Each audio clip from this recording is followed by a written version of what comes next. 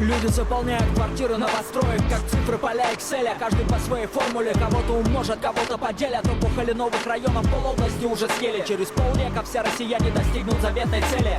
Каждый сибиряк будет по факту прописан в столице. Замоскворецкая линия уткнется в финскую границу, а новую конечную Сокольнической выкопают на Камчатке. И карта метро станет листом площадью 1 гектар в распечатке. Голос, объявляющий станции, несколько раз в ходе поездки будет просить пассажиров перевести время на местное. И рекламные объявления запестрят обильно 20-значными городскими и 30-значными мобильными. А для удобства управления в конце концов мэром и президентом выберут сиамских близнецов.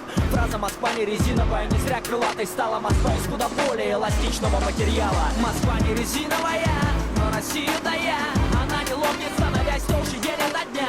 Им когда тесную шкуру сбросит, как змея, займет одну шестую суши планеты Земля. Москва не резиновая, но Россию дая. Она не лопнет, становясь толще день ото дня. Им когда тесную шкуру сбросит, как змея, займет одну шестую суши планеты Земля.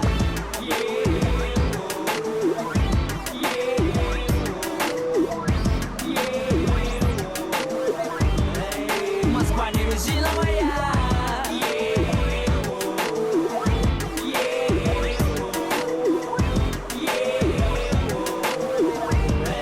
Москва не резиновая. Дальше больше, еще лет через 15 крыши высоток будут царапать обшивку орбитальных станций. И по ходу верхних этажей жильцы помимо счетов за свет, газ и воду будут оплачивать еще и расход кислорода. Рассчитывай время лучше, чтоб не опоздать на работу. Ведь не раньше среды придет лифт, вызванный в субботу. Займись подсчетом идиотов, чьим потом пришлось дышать, поднимаясь на свой этаж, если накануне трудного дня вдруг спать неохота. В этой паутине уже 12 миллионов мух, и на место каждый, спустивший дух, прилетает не меньше двух.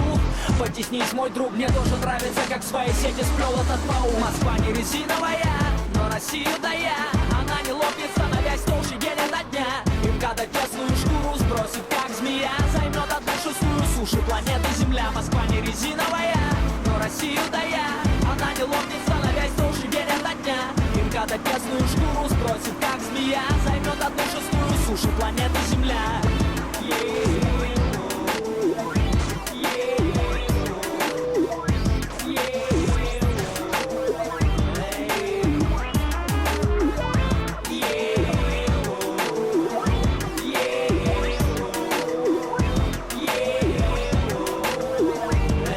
Москва не резиновая.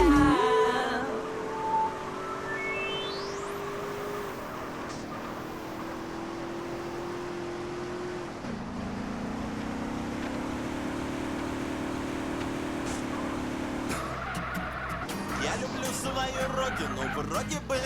Я полжизни рабом и на заводе был, и штаны носил прямо на скелет. А теперь и меня это не торкает. Я люблю свою родину, вроде бы. Я полжизни рабом и на заводе был, и штаны носил прямо на скелет. А теперь и меня это не торкает. Я люблю свою родину, вроде, но я пахал на работе безвылазно. Удивительно, поразительно, как легко свою жизнь превратить. Вино я хотел бы грузинское и в кино, и на солнечном пляже валяться, но я не потянул на зарплате, но 3 билета да в южную сторону. Я люблю свою родину, вроде бы.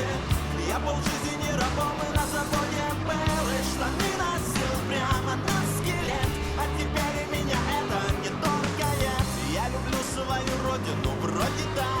Да и не был я, в общем-то, никогда ни в Гренландии, ни в Америке.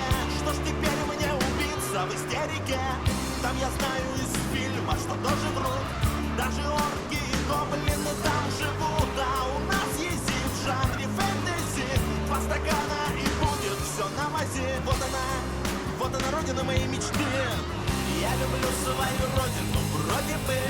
Я полжизни рабом и на заводе был, и штаны носил прямо на скелет.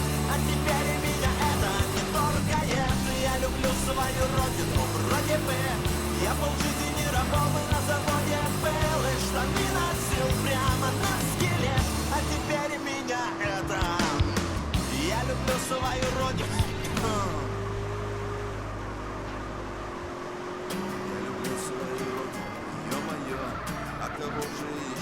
если не ее, и мобиль ее, и дороги ее, что-то есть в ней такое, совсем свое. Можно и про поля, да про тополя, это дело не хитрое, вуаля. Я бы точно смог, только точек тля, заставляя меня брать с нуля. Я люблю свою родину, вроде бы